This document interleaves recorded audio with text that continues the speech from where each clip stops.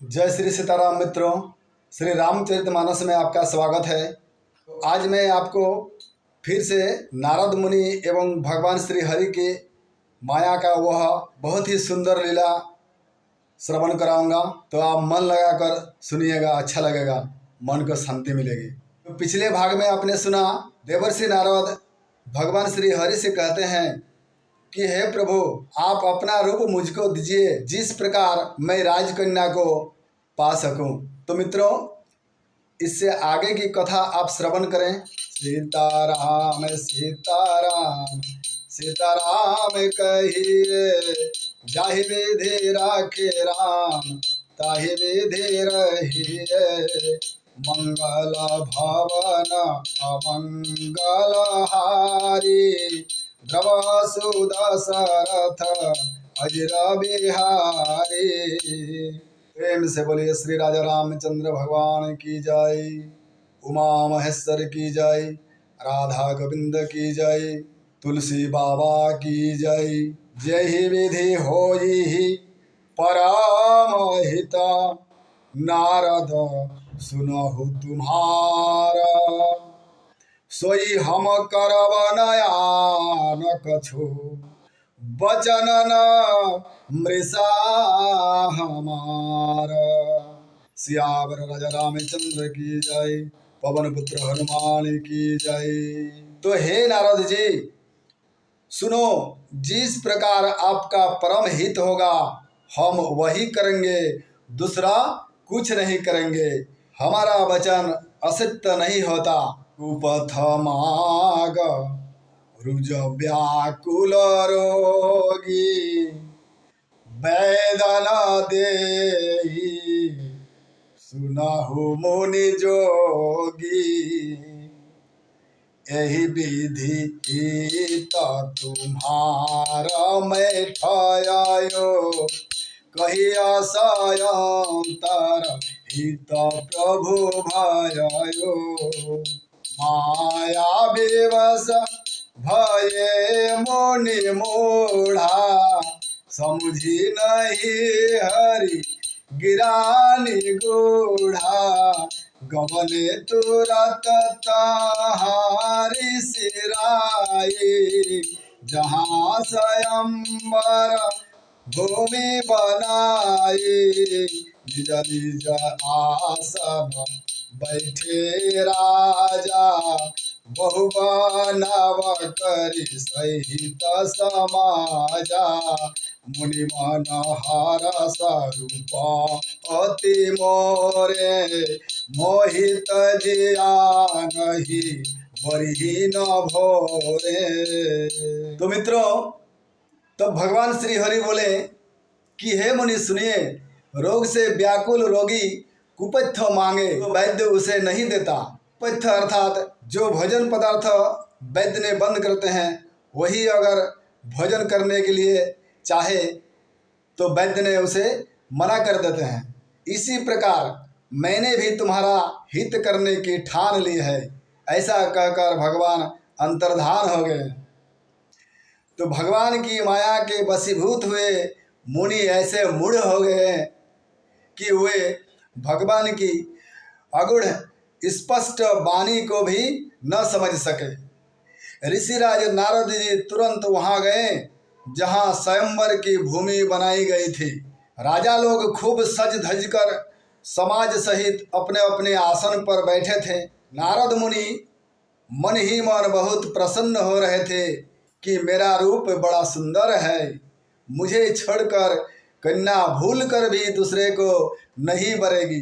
मुनि हित कारण कृपा निधाना, दिन कुरूपना जाए बखाना।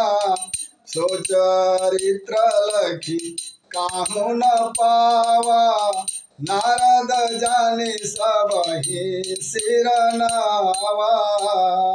श्री कृपा निधान मुनि के कल्याण के लिए उन्हें ऐसा कुरूप बना दिया कि जिसका वर्णन नहीं हो सकता। पर यह चरित्र कोई भी न जान सका। सबने उन्हें नारद ही जानकर प्रणाम किया। रहे तहाँ दुई रुद्र गण, ते जानहि सब भेऊ। विप्रवेश देखत फिरहि परम कौतुकी तेऊ। सियावर राजा रामचंद्र की जय, पवन पुत्र हनुमान की जय। तो मित्रों, वहाँ दो शिव जी के गण भी थे, वे सब भेद जानते थे और ब्राह्मण का वेश बनाकर सारी लीला देखते फिरते थे। वे भी बड़े मौजी थे, अर्थात कौतुक प्रिय थे। जेहि समाज बैठे मुनि जाई, हृदय रूपाया नित्य अधिकाये। कहाँ बैठे महेश गण दो, विप्रावेश गति लखई न को। करही कोटि नारद ही सुनाई, एक दिन हरि सुंदरताये। रिझी राज कुंवर छवि देखी, नहीं बरही हरि जानी विशेषी। वे शिव जी के गणों ने नारद जी को सुना सुना कर व्यंग वचन कहते थे। भगवान ने इनको अच्छी सुंदरता दी है, इनकी शोभा देखकर राजकुमारी रिझी ही जाएगी, हरि जानकर इन्हीं को बरेगी। तो मित्रों, शिवगणों ने कैसे व्यंग करते हैं? हरि अर्थात बानर होता है, तो शिवगणों ने बोले कि हरि जानकर अर्थात बानर जानकर राजकुमारी नारद मुनि को ही बरेगी। ऐसे ऐसे व्यंग करते हैं नारद मुनि को सुना सुना कर। मुनि ही मोह मन हाथ पराए, हंसहि शंभु गण अति सच पाए। यद्यपि सुनहि मुनि अटपटी बानी, समुझी न परई बुद्धि भ्रम सानी। काहू न लखसु चरित विशेषा, सो स्वरूप निप कन्या देखा। मरकट बदन भयंकर देहि, देखत हृदय क्रोध भाते ही। तो मित्रों, तब नारद मुनि को मोह हो रहा था, क्योंकि उनका मन दूसरे के हाथ माया के बस में था। श्री शिव जी के गण बहुत प्रसन्न होकर हंस रहे थे। यद्यपि मुनि उनकी अटपटी बातें सुन रहे थे, पर बुद्धि भ्रम में सनी हुई होने के कारण वे बातें उनकी समझ में नहीं आती थी। उनकी बातों को वे अपनी प्रशंसा समझ रहे थे। इस विशेष चरित्र को और किसी ने नहीं जाना, केवल राजकन्या ने वह रूप देखा। उनका बंदर का मुंह और भयंकर शरीर देखते ही कन्या के हृदय में क्रोध उत्पन्न हो गया। सखी संगलय कुंवारी तब चली जनुराज मराला, देखत फिरई बही पसब कर सरोज जयमाला। सियावर राजा रामचंद्र की जय, पवन पुत्र हनुमान की जय। तब राजकुमारी सखियों को साथ लेकर इस तरह चली मानो राजहंसिनी चली जा रही हैं। वह अपने कमल जैसे हाथों में जयमाला लिए सब राजाओं को देखती हुई घूमने लगी। जहीं देश बैठे नारद फूली, सो दिसी ते ही न बिलो की बोले। पुनि पुनि मुनि कसही अकुलाही, देखी दशहर गण मुस्काही। धरनी पतनु तहाँ गयु कृपाला, कुंवरी हरसी मेले उजय माला। दुल्हीन ले गए लक्ष्मी निवासा, निप समझ सब भयो निराशा। तो मित्रों, जिस ओर नारद जी वह बानर के रूप में गर्व से फूले बैठे थे। उस और उसने राजकुमारी जी ने भूल कर भी नहीं ताका।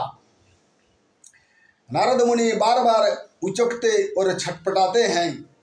उनकी दशा देखकर शिव जी के गण बहुत मुस्कुराते हैं। कृपालु भगवान भी राजा का शरीर धारण कर वहां जा पहुँचे। राजकुमारी ने हर्षित होकर उनके गले में जयमाला डाल दी।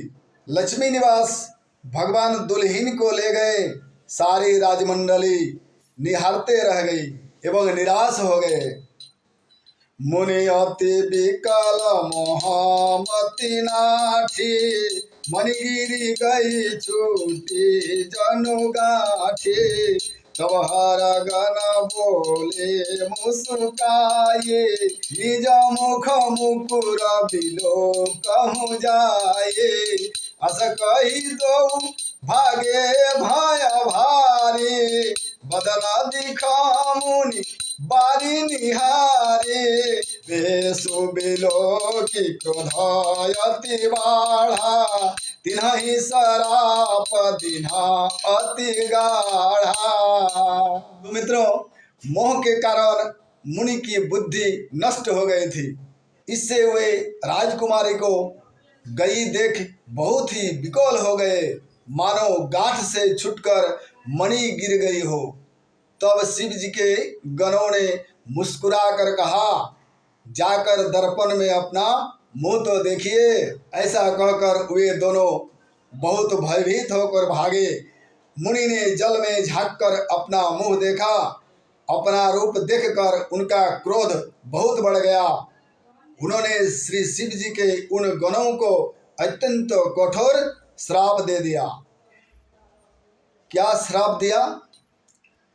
हो निशाचर जाय तुम्हा कपटि पापी दो, हंसे हूँ हम ही सोले हूँ फल, बहुरी हंसे हूँ मुनि को।